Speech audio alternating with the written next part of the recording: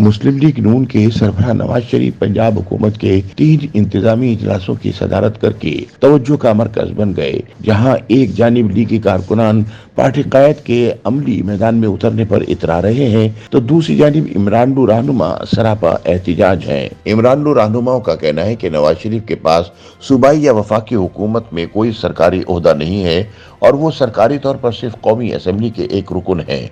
वो हुकूमत पंजाब के इजलासों की सदारत और हिदायत कैसे जारी कर सकते हैं। दूसरी जानिब एडवोकेट नदीम सरवर ने पंजाब हुकूमत के एक इंतजामी इजलास के पाकिस्तान मुस्लिम लीग नून के कायद नवाज शरीफ की सदारत में मुनक्किद किए जाने को लाहौर हाई कोर्ट में चैलेंज कर दिया है। ख्याल रहे कि वजीर आला पंजाब मरियम नवाज ने 18 मार्च को अपने वालिद और साबिक वजीर आजम मियां नवाज शरीफ के साथ मिलकर ट्रांसपोर्ट सेक्टर के मंसूबे के जायजे इजलास की मुश्तरका सदारत की थी। बादशाह सूबाई वजीर इत्तलात उस्मा बुखारी ने मीडिया को बताया था कि इजलास में मियां नवाज शरीफ ने तुलबा के लिए मोटरसाइकिलों की तादाद बढ़ाने और कर्ज की माहाना किस्त कम से कम रखने के अलावा बसों के किराए भी कम से कम मुकर्रर करने की हिदायत दी है। ताहम अब नवाज शरीफ की जानिब से सरकारी इजलास की सदारत करने के अमल को लाहौर हाई कोर्ट में चैलेंज कर दिया गया है। दरख्वास्त गुजार एडवोकेट नदीम सरवर के मुताबिक मियां नवाज शरीफ अब तक मुतअद्दिद इंतजामी इजलासों की सदारत कर चुके हैं, जबकि वो वजीर हैं, ना वजीर आला और ना उनके पास दूसरा कोई हुकूमती ओहदा है। आइन के आर्टिकल 129 के तहत इंतजामी अमूर के हवाले से फैसला करना काबीना या वजीर आला का काम है, लेकिन मियां नवाज शरीफ ना काबीना का हिस्सा है और ना ही वजीर आजम है और ना ही ये मरियम नवाज के स्पेशल असिस्टेंट है।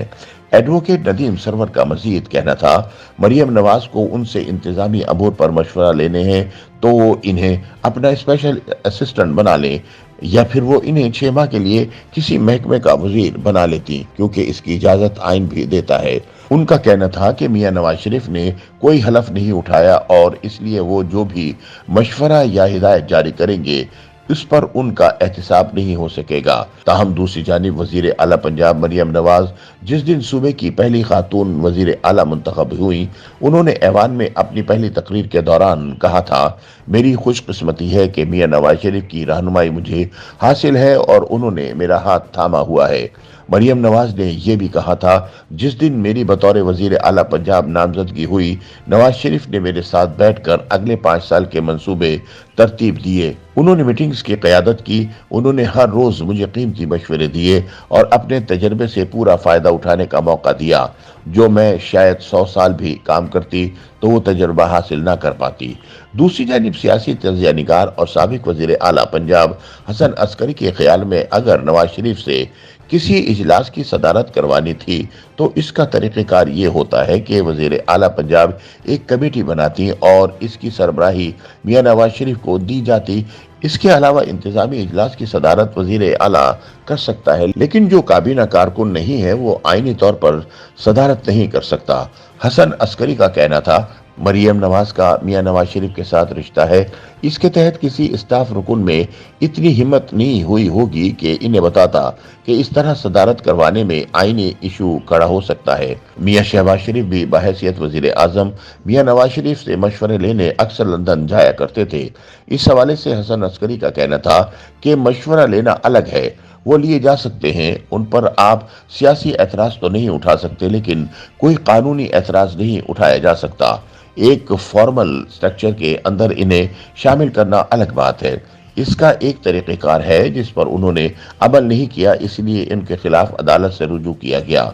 दूसरी जानिब तजिया निगार और कॉलम नवीस वजाहत मसूद का ख्याल है कि हिज़्ब इख्तिलाफ ने सिर्फ हुकूमत को तंग करना है, हुकूमत को चलने नहीं देना, इसलिए वो कोई ना कोई मसला तो निकालेंगे, लेकिन ये बात है कि हमें आदत नहीं है कि पार्टी की क़यादत और जिनको पब्लिक ऑफिस में लेकर आना है इनमें फ़र्क हो सकता है।